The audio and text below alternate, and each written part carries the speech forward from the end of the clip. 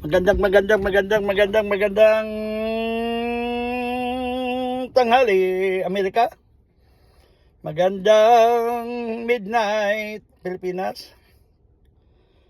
Ay naku, buhay ng mundo talaga. Minsan nakakatakot, minsan nakakatuwa, minsan nanganganib ang bawat isa sa atin. Alam niyo po, mga kaibigan, sa aking pakiramdam, sa ating buhay, para lang tayong paru-paro na lumilipad na walang matutugpahan. Ang iba, naging masaya. Ang iba, pag nanonood sa mga news, kinakabahan.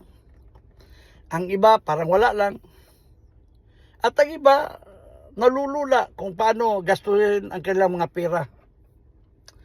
Lalo na sa mga pangyayari na gaganap sa Pilipinas na grabing korupsyon na sinasabi ng mga kaibigan ko dito sa Amerika. Philippines is the great history. Diba? Kita mo, korupsyon. Akala ko pa naman ang magnanakaw kukulungin. Kung ultimo ka lang, kulong. Pero kung big timer ka pa, tumakbo ka muna at hindi ka makukulong. Grabe. So therefore, sa mga pangyayari na ganap sa Pilipinas, diyan natin makikita na grabe niya yung katalamak ang nag-serbi ng bayan.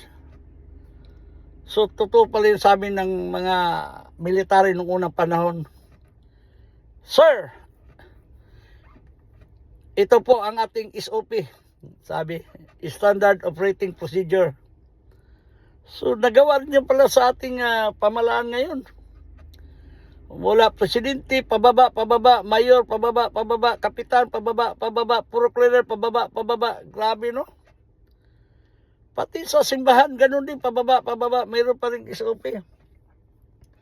Kaya sa atin ngayon, sarili, wag na lang natin kalimutan na magdasal. Yan na, nangyayari na. Bagyo, lindol, sunog, kuryente, lahat. Kaya don't stop praying, don't stop believing. Yun lang talaga.